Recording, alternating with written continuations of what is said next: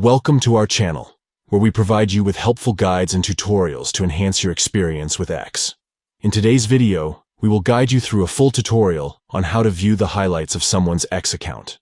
If you want to explore the best moments and highlights of an X user, this guide is for you. Let's get started. Step 1. Open X on your device. You can find the X app on your home screen or in the app drawer. Tap on it to launch the application. Step 2. Once you're in X, navigate to the account you want to see the highlights of. You can do this by searching for the account or by following them if you're not already connected. Step 3. On the profile page of the account you're viewing, look for the View drawer or a similar option. Tap on it to access additional features and sections. Step 4.